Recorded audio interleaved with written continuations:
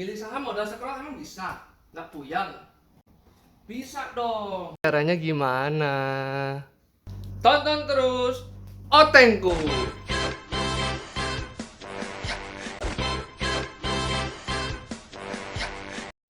Bos, ente kalau nyari 900 emiten di Bursa Indonesia per hari ini, kira-kira mau milih yang mana untuk dijadikan modal pertama investasi saham bos-bos kalian?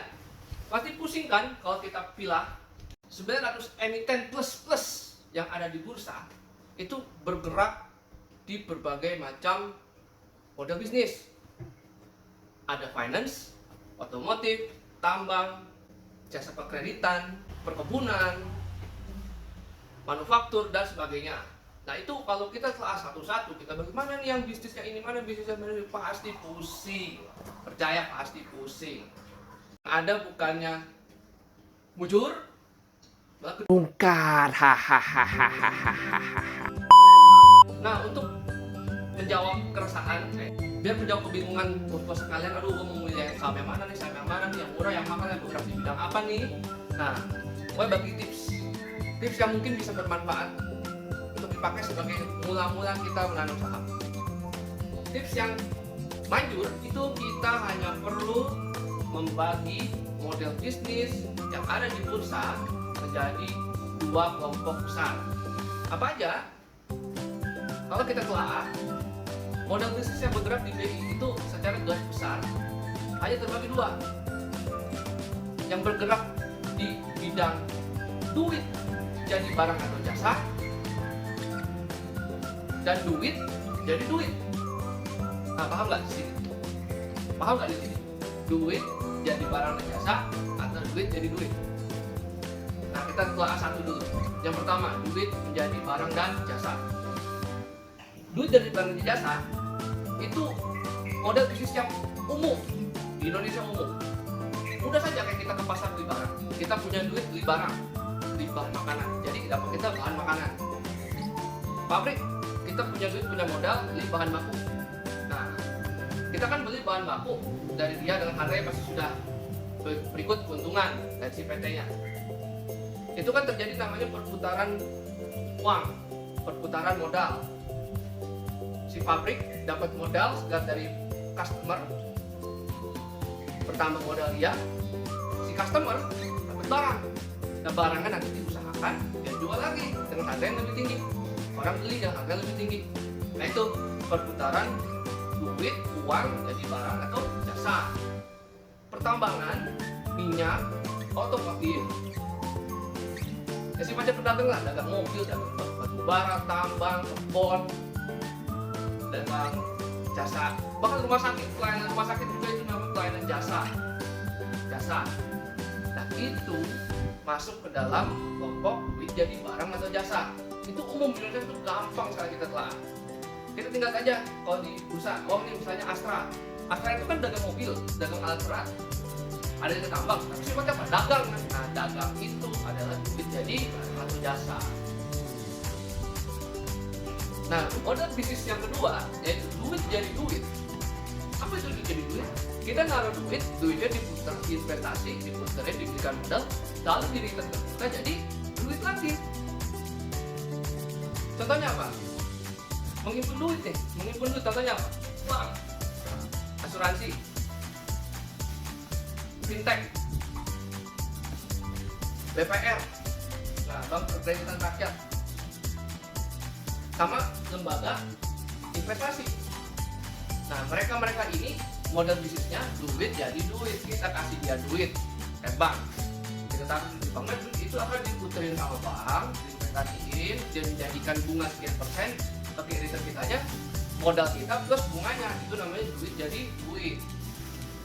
Nah kenapa kita harus membagi dua model bisnis ini? Karena jalan ceritanya nanti, jalan cerita kita berinvestasi itu akan sangat ditentukan oleh bergerakannya model bisnis dari setiap PT berdasarkan kelompok tadi.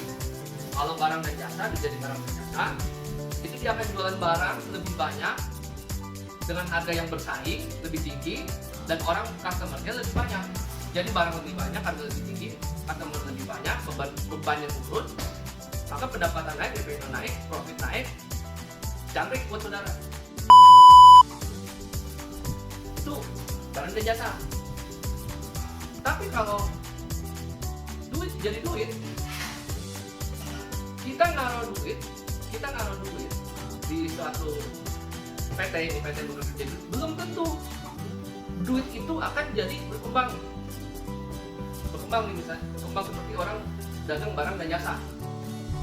Karena kebanyakan sifatnya kita nyimpan duit, tergantung si perusahaan itu memutar duitnya. Nanti apa yang dilihat dari perkembangan perusahaan sesuai dengan kelompok tersebut. Kalau duit jadi barang sama duit jadi duit, sebenarnya umumnya kalau secara garis besar pendapatan tahunannya atau pendapatan periodik, keuntungan periodik, dan beban. Berapa yang dimasuk, berapa yang keluar, berapa yang jadi profit. Itu umum. Kedua-duanya kita harus lihat. Kita harus bandingkan pendapatan dia, atau nanti kita sebut dengan revenue. Itu akan dibandingkan dengan nilai buku. Jadi setelah perusahaan itu berkembang, asetnya bertambah, kan keluar nilai buku. Itu akan dibandingkan dengan nilai saham yang beredar, nilai sahamnya. Itu kita sebut price to book value atau PBV. Nah, itu nanti episode selanjutnya kita akan bahas mengenai ini indikator-indikator yang kita harus perhatikan dalam membeli saham-saham tersebut di luar pengelompokan ini. Lalu kita juga harus melihat namanya keuntungan per lembar saham, atau kita sebut PER, price to earning ratio. Kita lihat harga saham kita terhadap untung laba per sahamnya. Semakin besar labanya yang dihasilkan untuk harga saham yang murah, maka saham itu bisa dikatakan murah. Sama kayak tadi juga, semakin nilai bukunya besar dibanding harga sahamnya, harganya 1000, nilai bukunya 1000, itu sahamnya bisa dikatakan murah. Satu, jadi harga saham yang beredar itu ya memang sesuai dengan harga PT-nya per lembar. Nah, itu kita harus perhatikan di situ. Jangan kita membeli yang kok harganya digoreng, taruhlah kucing, biasanya itu cuma gope, tapi nilai bukunya cuma 200 perak, 300 perak, kan namanya kita dimensi barangnya bajai. Kita harus beli dimensi, tapi yang harganya bajai, jangan yang barangnya bajai. Itu. Nah, tetapi ada satu indikator yang menjadi pembeda antara duit barang jasa dan duit jadi duit, yaitu rasio utang. Nanti kita juga belajar rasio utang yang baik sebagai indikator kita untuk memilih mana saham yang benar, mana saham yang istilahnya kita skip dulu lah. Kalau untuk barang dan jasa sudah jelas, dia jual barang, jual jasa, tapi kalau utangnya banyak atau keuntungannya dia cuma buat bayar utang, dong kita dapat apa? Nah, itu kalau barang dan jasa udah jelas itu yang ya 70-80% lah orang akan melihat itu kalau untuk bisnis barang dan jasa. Kalau kita jualan harganya naik, kita tinggi, masa keuntungan yang kita investasikan larinya ke bayar utang terus kan gitu. Itu pertimbangan pertama. Nah, mungkin selanjutnya akan ada pertimbangan-pertimbangan. Mungkin ada yang utangnya tinggi tetapi tetap bersaing harganya, PT-nya bagus, fundamentalnya bagus, ya itu banyak. Tapi secara garis besar itu dulu yang kita lihat. Ini jangan-jangan yang kita investasikan duitnya cuma buat bayar utang, yang kita dapat apa gitu. Nah, itu nanti kita akan telaah satu persatu nih, contoh-contoh laporan keuangan. Itu tertera semua di situ. Bisa jadi bacaan sebelum tidur, malah pinter kita, bener. Nah, kalau untuk duit jadi duit, rasio utang ini malah agak menjadi sedikit rancu. Nah, agak rancu lah kalau kita jadi patokan. Kenapa?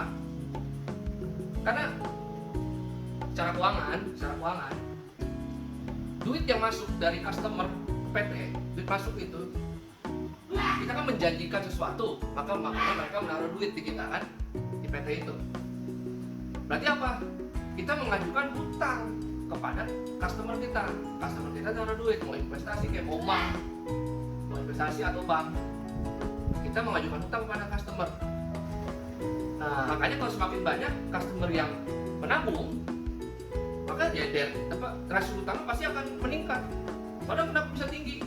Ya karena customernya nabung. Contohnya ke bank. Bank itu rasa utang bisa 6 kali. Bisa 6 kali ekuitas. 6 kali modal, 7 kali modal, bahkan ada 10 kali modal. Lembaga investasi juga sama, 2 kali, 3 kali. Kenapa ya? Karena kita naruh duit. Itu. Tetapi yang kita perlu perhatikan ke depannya, kita membandingkan rasio utang terhadap revenue yang didapatkan dan keuntungan yang didapatkan si perusahaan. Apakah berkembang secara berkala, periodik, apakah kok kita naruh duit tapi kok stagnan, itu kelihatan dalam laporan keuangan. Larinya kemana itu kita ketahuan.